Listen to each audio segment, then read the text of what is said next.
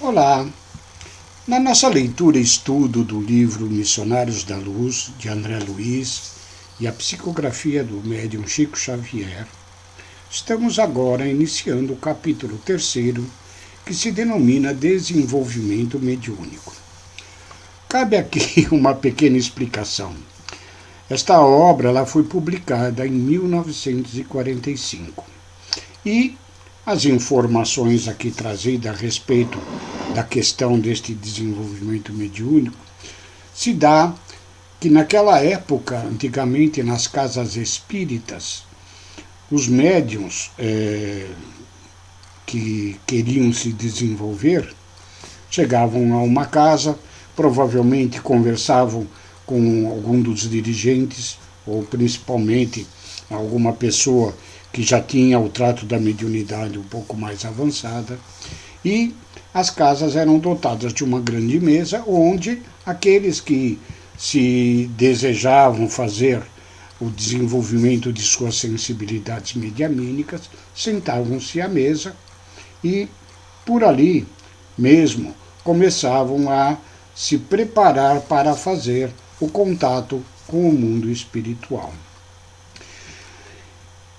Talvez, eu acredito agora, né, que esta obra tenha feito com que muitos espíritas, naquela ocasião, quando foi publicada a Missionários da Luz, vissem os problemas nessa forma empírica de se desenvolver esta sensibilidade, e a partir de 1950, através do comando de Edgar Armon, na Federação Espírita do Estado de São Paulo, instituiu-se o que se denomina de escolas de aprendizes do Evangelho, onde, mais do que aprender sobre o Evangelho de Jesus, mais do que aprender da própria doutrina espírita, fazia com que, ou faz até hoje, né? Ela ainda existe, essas escolas, faz com que as pessoas que desejem desenvolver a sua sensibilidade mediúnica, né, partem com um processo de reforma interior bastante grande, né? E nós vamos ver por que isso neste capítulo, né, onde André Luiz, junto daquele instrutor da colônia de Nosso Lar, o Alexandre, trazem alguns exemplos de pessoas que sentavam-se à mesa para este desenvolvimento, né? E os problemas que traziam junto de si e a falta de compreensão deste processo de ligação entre os encarnados e os desencarnados. Feita este pequeno esclarecimento, vamos à leitura que nos propicia André Luiz através dessa obra. Os serviços particulares não proporcionavam ensejo a excursões dilatadas e frequentes em companhia do Alexandre. Entretanto, valia-me de todas as folgas nos trabalhos comuns. Havia sempre o que aprender, e constituía enorme satisfação seguir o ativo missionário das atividades de comunicação. Alexandre, ele é um daqueles especialistas no trato dos processos de comunicação entre os dois planos. Hoje à noite, diz Alexandre, observará algumas demonstrações de desenvolvimento mediúnico. Aguardei as instruções com interesse. No instante indicado, compareci ao grupo. Antes do ingresso dos companheiros encarnados, já era muito grande a movimentação, número considerável de trabalhadores, muito serviço de natureza espiritual. Admirava as características dos socorros magnéticos dispensados às entidades sofredoras, quando Alexandre acentuou: por enquanto, aqui nossos esforços são mais frutíferos aos círculos dos desencarnados infelizes. As atividades beneficentes da casa concentram-se neles em maior porção, porque os encarnados, mesmo aqueles que se interessam pela prática espiritista, muito raramente se dispõem, com sinceridade, ao aproveitamento real dos valores legítimos de nossa cooperação.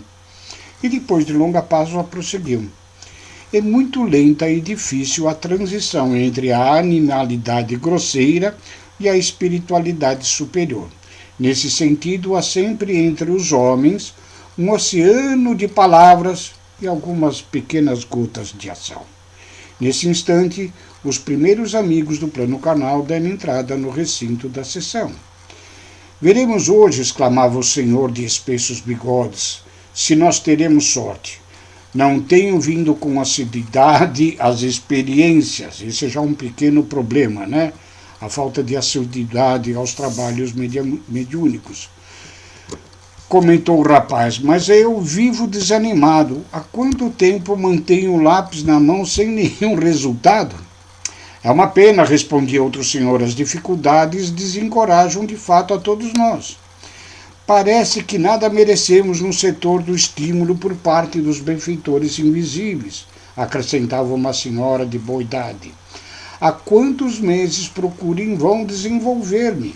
Em certos momentos, sinto vibrações espirituais intensas junto de mim, contudo não passo das manifestações iniciais.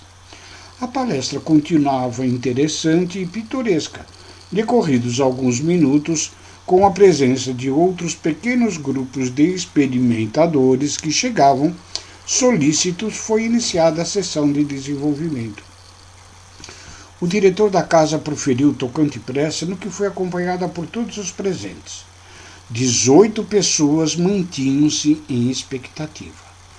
Alguns, aí explica Alexandre, pretendem a psicografia, outros tentam a mediunidade de incorporação, que hoje, mais propriamente, nós chamamos a mediunidade de psicofonia. Infelizmente, porém, quase todos confundem poderes psíquicos com funções fisiológicas.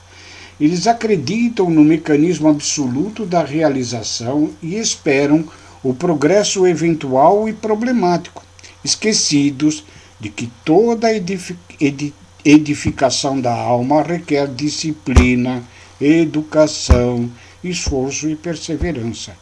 Mediunidade construtiva é a língua de fogo do Espírito Santo, luz divina para a qual é preciso conservar o pavio do amor cristão, o azeite da boa vontade pura.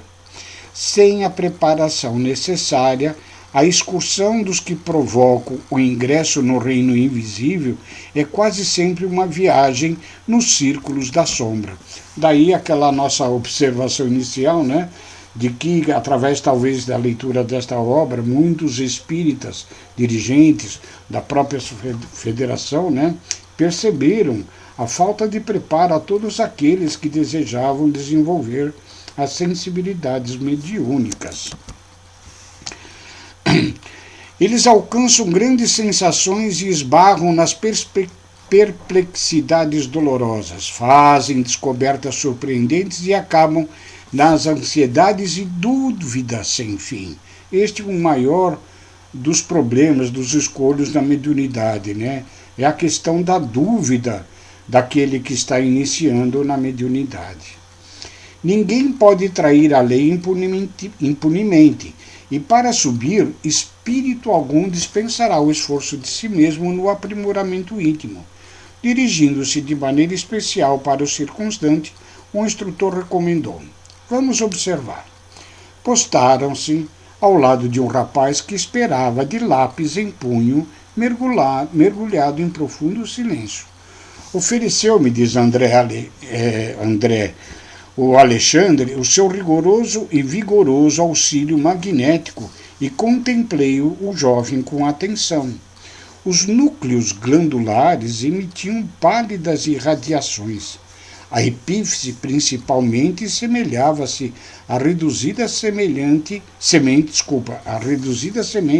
algo luminosa.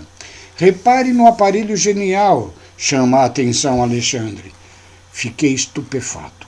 As glândulas geradoras emitiam fraquíssima luminosidade que parecia abafada por aluviões de corpúsculos negros, a se caracterizarem por espantosa mobilidade. Começavam as movimentações sob a bexiga urinária e vibravam no longo de todo o cordão espermático, formando colônias compactas nas vesículas seminais, na próstata, nas massas mucosas uretrais, invadiam os canais seminíferos e lutavam com as células sexuais, aniquilando-as. As mais vigorosas daquelas feras microscópicas situavam-se no epidídimo, onde absorviam famélicas os embriões delicados da vida orgânica. Estava eu assombrado. Que significava aquele acervo de pequeninos seres escuros? Pareciam imantados uns aos outros na mesma faina de destruição? Seriam ali expressões mal conhecidas da sífilis? Enunciando semelhante indagação íntima, explicou-me Alexandre sem que eu lhe dirigisse a palavra. Não, André, não temos sobre os olhos a sífilis ou a espiroqueta de Chaudin, nem qualquer nova forma suscetível de análise material por bacteriologistas humanos. São bacilos psíquicos das torturas sexuais produzidas pela sede febril deste rapaz nos prazeres inferiores. O dicionário médico do mundo não os conhece e, na ausência de terminologia adequada aos seus conhecimentos, chamemo-los de larvas simplesmente. Têm sido cultivadas por esse companheiro não só pela incontinência no domínio das emoções próprias, através de experiências sexuais variadas, senão também pelo contato com entidades grosseiras que se afinam com as predileções dele. Entidades que o visitam com frequência à maneira de imperceptíveis vampiros. O pobrezinho ainda não pôde compreender que o corpo físico é apenas leve sombra do corpo perispiritual. Não se capacitou ainda de que a prudência, em matéria de sexo, é equilíbrio de vida. E recebendo as nossas advertências sobre a temperança, acredita ele ouvir remotas lições de aspecto dogmático, exclusivo no exame da fé religiosa. A pretexto de aceitar o império da razão pura na esfera da lógica, ele admite que o sexo nada tem a ver com a espiritualidade, como se esta não fosse a existência em si própria. Esquece-se de que tudo é espírito, manifestação divina e energia eterna. O erro do nosso amigo é o de todos os religiosos que supõem a alma absolutamente separada do corpo físico, quando todas as manifestações psicofísicas se derivam da influenciação espiritual.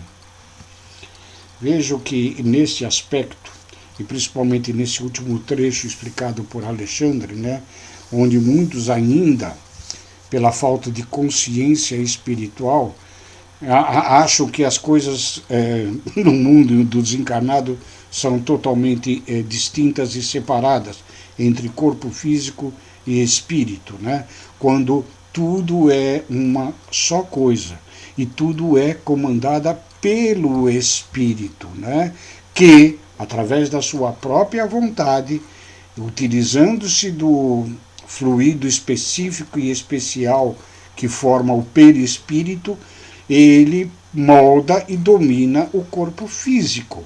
Somos uma única entidade espiritual se manifestando na matéria através deste corpo.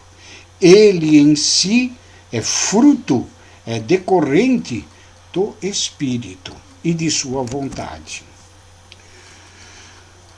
Continua André.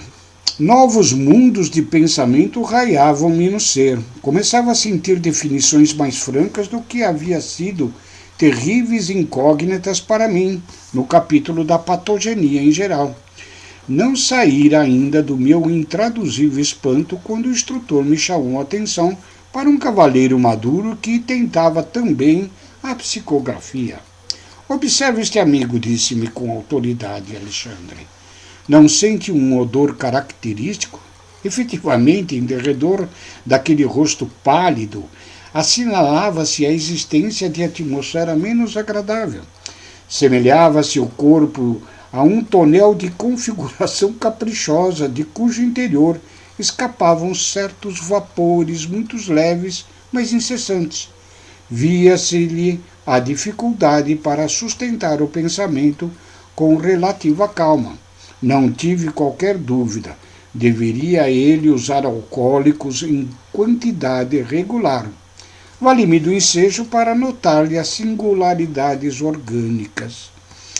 O aparelho gastrointestinal parecia totalmente ensopado em aguardente, porquanto essa substância invadia todos os escaninhos do estômago e, começando a fazer-se sentir nas paredes do esôfago, manifestava a sua influência até no bolo fecal. Espantava-me o fígado enorme. Pequeninas figuras horripilantes postavam-se vorazes ao longo da veia aorta, lutando desesperadamente com os elementos sanguíneos mais novos. Toda a estrutura do órgão se mantinha, alterada. Terrível engurgitamento. Os lóbulos cilíndricos modificados abrigavam células doentes e empobrecidas. O baço apresentava anomalias estranhas. Diante dessa descrição das condições físicas que André Luiz observa no organismo daquele senhor, que evidentemente é um usuário da bebida normalmente, né? Nós vemos que por isso que nas casas espíritas, hoje, diante dos trabalhos sérios do desenvolvimento e da educação mediúnica, aconselha-se tanto a reforma interior, principalmente no que diz respeito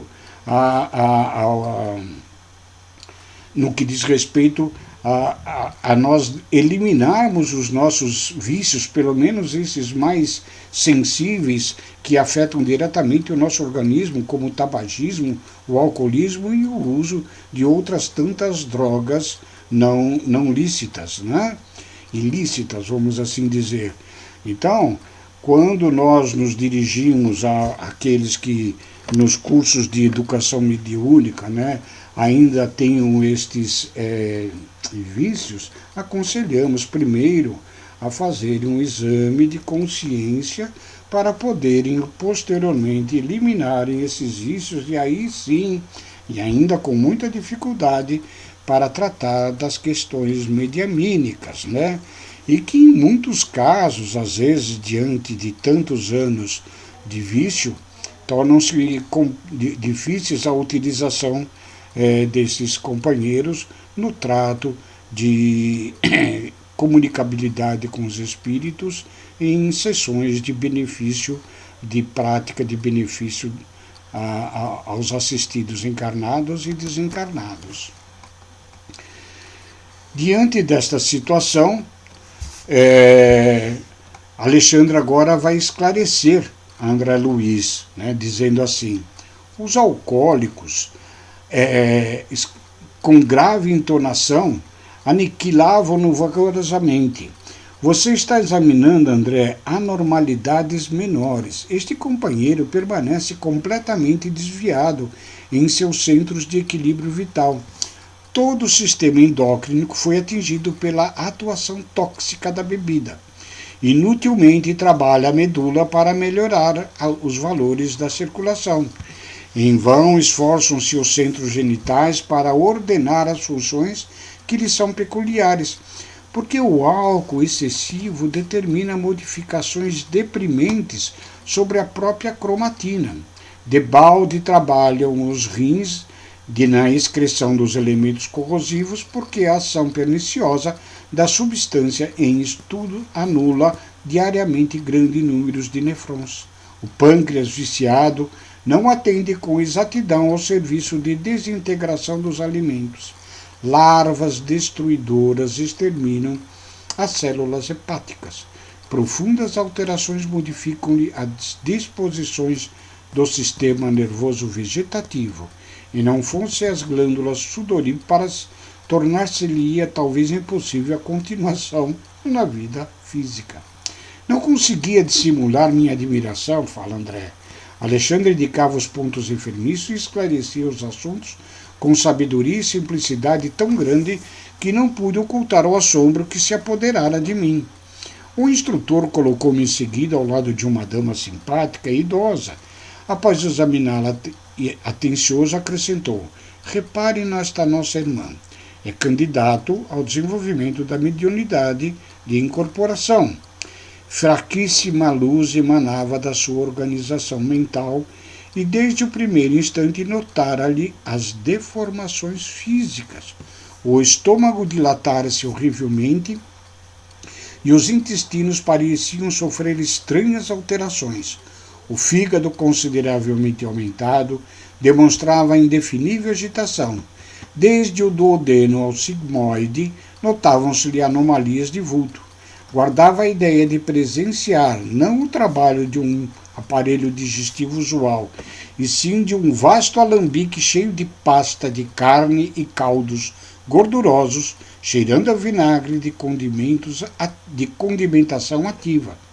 Em grande zona do ventre superlotado de alimentação, viam-se muitos parasitos conhecidos, mas além deles, divisava outros corpúsculos semelhantes a lesmas voracíssimas que se agrupavam em grandes colônias, desde os músculos e as fibras do estômago até a válvula ilocecal. Semelhantes parasitos atacavam os sucos nutritivos com um assombroso potencial de destruição. Observando minha estranheza, o orientador falou em meu socorro. Temos aqui uma pobre amiga desviada nos excessos da alimentação. Todas as glândulas e centros nervosos trabalham para atender às exigências do sistema digestivo. Descuidada de si mesmo, caiu na glutonaria crassa, tornando-se presa de seres de baixa condição. É por isso que muitas das vezes, principalmente quando vamos a uma sessão mediúnica, tanto como colaboradores, como médios, mas também é necessário também como assistidos, né? De termos uma alimentação frugal, uma alimentação leve, que não nos pese tanto no organismo, para que a gente possa ter maior receptividade, pois que os elementos fluídicos que recebemos em auxílio, muitas vezes, de nossa recomposição de saúde, né, são tão sutis que ao entrar em contato com alimentações mais gordurosas, mais pesadas, com elementos de toxinas, de vícios tais como o tabagismo, o alcoolismo ou o uso de drogas, né, eles não penetram nas camadas necessárias à manutenção ou recuperação da nossa saúde. E por que me conservasse em silêncio, diz André, incapacitado de argumentar ante ensinamentos tão novos, o instrutor considerou: perante estes quadros, pode você avaliar a extensão das necessidades educativas na esfera da crosta. A mente encarnada engalanou-se com os valores intelectuais e fez o culto da razão pura, esquecendo-se de que a razão humana precisa da luz divina.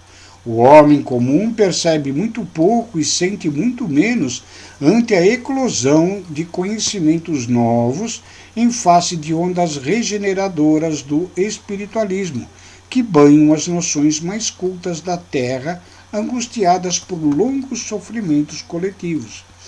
Necessitamos acionar as melhores possibilidades de colaboração para que os companheiros terrestres valorizem as suas oportunidades benditas de serviço e redenção. É aqui que eu acredito que, com a leitura desta obra e com a inspiração, evidentemente, dos bons espíritos, né, traduziram aqui na Terra a ideia de se instituir as escolas para que nós, no trato das coisas espirituais, aprendêssemos tanto a cuidar do próprio organismo físico, como também do organismo mental, emocional e espiritual, né? É isso que nos dá as escolas, tanto nas diversas formas que hoje ela se implantou em diversas regiões do nosso país, onde, mais, como já falamos antes, do que aprendemos do Evangelho e da doutrina espírita, aprendermos a enxergar mais longe dentro de nós mesmos e aprendermos a nos tornarmos mais conscientes como seres espirituais imortais. Compreendi que Alexandre se referia veladamente ao grande movimento espiritista, ou seja, da doutrina espírita, em virtude de nos encontrarmos nas tarefas de uma casa doutrinária. E não me enganava, porque o bondoso mentor continuou a dizer gravemente: o espiritismo cristão é a revivência do Evangelho do nosso Senhor Jesus Cristo, e a mediunidade constitui um dos fundamentos vivos da doutrina. A mediunidade, porém, não é exclusiva dos chamados médiuns. Todas as criaturas a possuem, porquanto significa percepção espiritual, que deve ser incentivada em nós mesmos. Não bastará, entretanto, perceber. É imprescindível santificar essa faculdade, convertendo-a no ministério ativo do bem. A maioria dos candidatos ao desenvolvimento desta natureza, contudo, não se dispõe aos serviços preliminares de limpeza do vaso receptivo que todos nós somos. Dividem inexoravelmente a matéria e o espírito, localizando-os em campos opostos, quando nós, estudantes da verdade, ainda não conseguimos identificar rigorosamente as fronteiras entre um e outro, entre a matéria e o espírito, integrados na certeza de que toda organização universal se baseia em vibrações puras. Inegavelmente, meu amigo, não desejamos transformar o mundo em cemitérios de tristeza e desolação. Cabe aqui dizermos que, enquanto encarnados, devemos viver com encarnados, mas vivermos sabiamente, porque aqui Alexandre ressalta: atender à santificada missão do sexo no seu plano respeitável, usar um aperitivo comum, fazer uma boa refeição, de modo algum significa desvios espirituais. No entanto, são os excessos que representam desperdícios lamentáveis de força, os quais retêm a alma nos círculos inferiores. Ora, para os que se trancafiam nos cárceres da sombra, não é fácil desenvolver estas percepções avançadas. Não se pode cogitar de mediunidade construtiva sem o equilíbrio construtivo dos aprendizes na sublime ciência do bom viver. Ou seja, a prática sexual é criação divina, é energia que transmuta entre os seres, né? A alimentação saudável, equilibrada, que é a manutenção do nosso corpo físico, os aperitivos socialmente aceitáveis, onde nós não fazemos os exageros de nenhum elemento mais tóxico para nos contaminarmos, tudo isso nos é permitido enquanto espíritos encarnados. Os abusos e não sabemos todo tipo de exagero causam os seus malefícios de acordo com o exagero cometido. Aí André exclama: e por que motivo nós não dizemos tudo isso aos nossos irmãos aqui congregados? Por que não adverti-los austeramente? Alexandre sorri benévolo e acentua: não, André, tenhamos calma. Estamos no serviço de evolução e adestramento. Nossos amigos aqui não são rebeldes ou maus em sentido voluntário. Estão espiritualmente desorientados e enfermos. Não podem transformar-se de um momento para o outro. Compete-nos, portanto, ajudá-los no caminho educativo. Por isso que André Luiz, naquela carta que nós, na abertura do estudo desta obra, nós lemos, onde Chico Xavier, onde Chico Xavier diz acreditar que André Luiz é um ser que está trazendo das esferas superiores elementos, através desta obra que ele aqui deixou-nos em diversos livros, para o nosso despertamento espiritual, para a nossa educação espiritual e nos tornarmos espíritos mais adiantados. O orientador deixou de sorrir e acrescentou: é verdade que sonho edificar maravilhosos castelos sem a base, alcançar imensas descobertas exteriores sem estudarem a si próprios, mas gradativamente compreenderão que mediunidade elevada ou percepção edificante não constitui atividades mecânicas da personalidade, e sim conquistas do espírito, para cuja consecução não se pode prescindir das iniciações dolorosas dos trabalhos necessários com a autoeducação sistemática e perseverança. A autoeducação, nós estamos falando em reforma interior sempre. Excetuando-se, continua Alexandre, as ilusões infantis, todos eles são bons companheiros de luta, aos quais estimamos carinhosamente, não só como nossos irmãos mais jovens, mas também por serem credores de reconhecimento pela cooperação que nos prestam, muitas vezes inconscientemente, e eu diria, acrescentaria, até a revelia nossa, eles muitas vezes se utilizam dos nossos recursos que possam ser melhores para a utilização na prática do bem.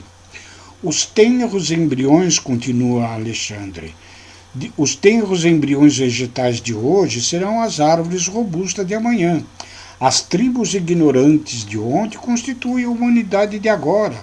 Por isso mesmo, todas as nossas reuniões são proveitosas, e ainda que os seus passos sejam vacilantes na senda, tudo faremos para defendê-los contra as perigosas malhas do vampirismo. Então aqui nós ficamos com este capítulo que eu acho muito bom para o nosso esclarecimento no aspecto das nossas no desenvolvimento do que nós chamamos de percepções medianímicas, né? Hoje, nas escolas, nós não chamamos mais de desenvolvimento mediúnico, mas sim de educação mediúnica, onde todos nós procuramos, além da prática dos exercícios de percepção de sensibilidade, né? Somos induzidos sempre a conscientizar a nossa necessidade de modificação, não só das questões de vício, mas também de melhoria de nossos defeitos, procurando mais irmos para o lado das virtudes, contrária aos defeitos que ainda carregamos, pois que ainda somos espíritos em evolução. E a isto é necessário que tenhamos, todos nós, paciências, muitas vezes conosco mesmo, mas que possamos ter esta consciência espiritual, pois que somos espíritos eternos. Obrigado mais uma vez a acompanhar esses nossos estudos. E o quarto capítulo que nós vamos estudar denomina-se vampirismo, né, que é um dos grandes alertas aí dos bons espíritos quanto às entidades inferiores que, como vampiros, sugam-nos as nossas energias psíquicas e espirituais. Fiquem com Deus, muito obrigado e um beijo a todos.